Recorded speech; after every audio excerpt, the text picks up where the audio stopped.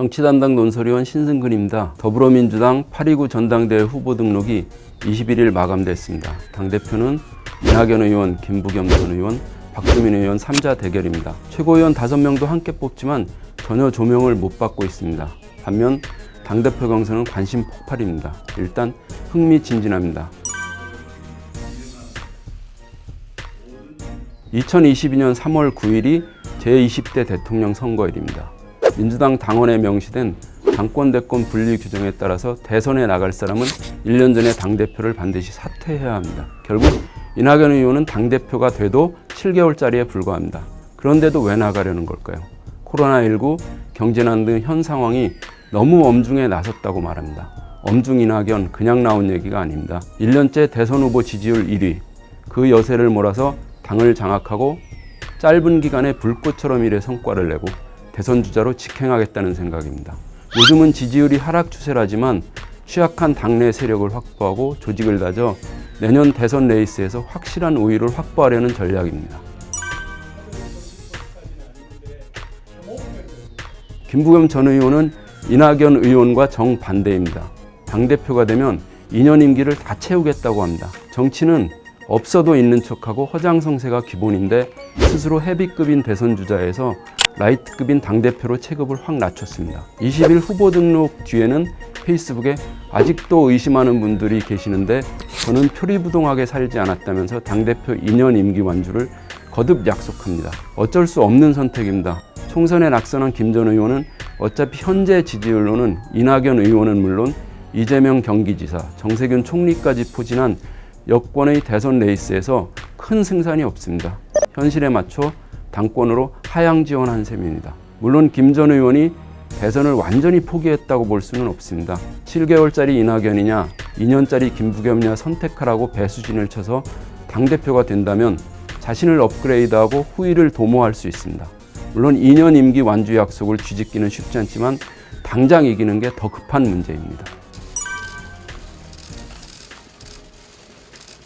현재 당대표 경선 판세는 좀 부담스럽지만 정론직필에 말하겠습니다. 이낙연 의원이 절대 우세합니다.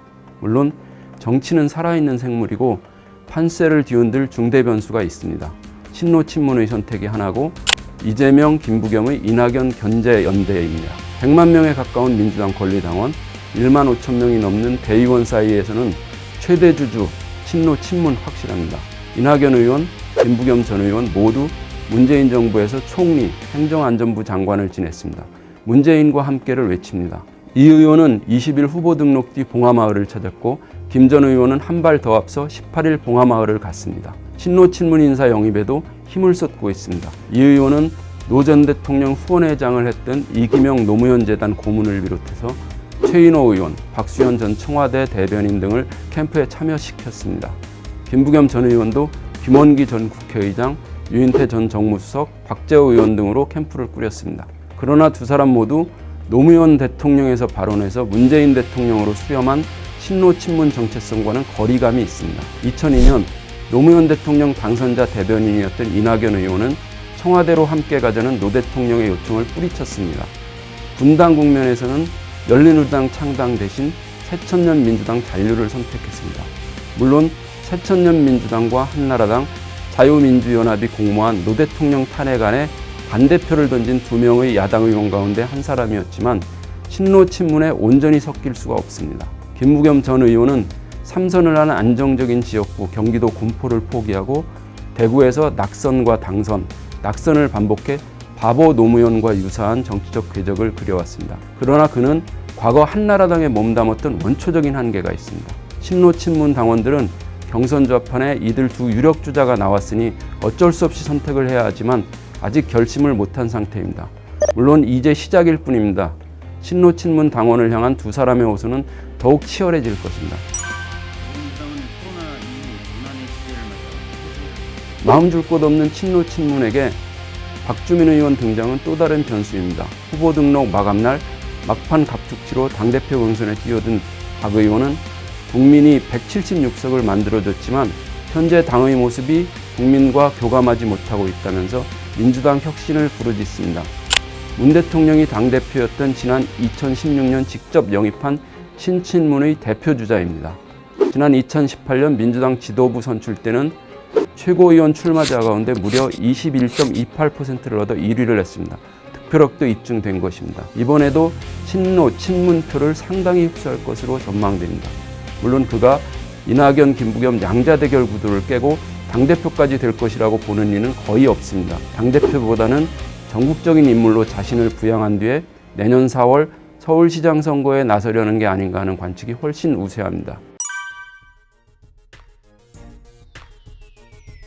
이낙연 견제연대 정말 뜨거운 관심사입니다. 김부겸 전 의원은 최근 대법 판결로 기사회생하고 지지율도 급등하며 존재감을 뿜어내는 이재명 지사와 손을 잡을 수 있다면 막판 뒤집기도 가능하다고 생각합니다. 이 지사 역시 대선의 최대 경쟁자인 이낙연 의원을 견제해야 하는 상황이라 김부겸, 이재명 두 사람의 전술적 연대를 전망하는 이들도 적지 않습니다. 그런데 이게 말처럼 간단한 문제가 아닙니다. 김 전 의원 입장에선 이 지사와 연대가 절실합니다. 당대표 2년 임기를 채운다는 것도 난 대선 안 나가고 널 지원할 테니 나와 함께 하자는 신호로 해석할 수 있습니다. 문제는 이 지사의 득실이 명확하지 않다는 것입니다. 언뜻 김 전 의원과 손잡는 게 무작정 이익이 될 것처럼 보입니다. 하지만 위험도 많습니다. 먼저 김부겸 키워주기가 될 수 있습니다. 김 전 의원이 이낙연 의원을 꺾고 당대표가 되면 정치적 위상이 높아지고 유력한 경쟁자가 될 수도 있기 때문입니다. 더욱이 김 전 의원과 이 지사는 지역적 기반이 겹칩니다. 김 전 의원은 경북 상주, 이 지사는 경북 안동이 고향입니다. 대통령에 당선되려면 다른 지역으로 지지를 넓혀야 하는데 영남 출신이 똘똘 뭉쳐 호남 출신 이낙연 의원에 맞서는 게 좋은 모양새가 아닙니다. 특히 민주당 핵심 지지 기반인 호남에서 반감을 불러올 경우 역효과가 더 크게 날 수 있습니다. 이낙연 의원이 당대표가 된다고 이재명 지사에게 꼭 악재도 아닙니다. 이 의원은 향후 7개월 동안 당을 안정적으로 꾸리고 리더십을 증명해야만 합니다. 지금처럼 당 지지율, 대통령 지지율이 떨어지는 상황에서 결코 쉬운 일이 아닙니다. 이 의원이 확답을 피하고 있는 서울시장, 부산시장 재보선 공천 여부, 선거 결과에 따라 이 의원이 아예 독박을 쓸 수도 있습니다. 국난극복 당대표 이낙연, 대선 승리를 위한 영남 당대표 김부겸. 일단 우열이 뚜렷한 가운데 막이 오른 민주당 경선. 그 최종 결과가 저도 정말 궁금합니다. 앞에서 말씀드린 이런 변수를 깊이 헤아린다면 앞으로 한 달 더 흥미진진하게 관전할 수 있을 것입니다. 새 후보 모두 화이팅 하시길 바랍니다.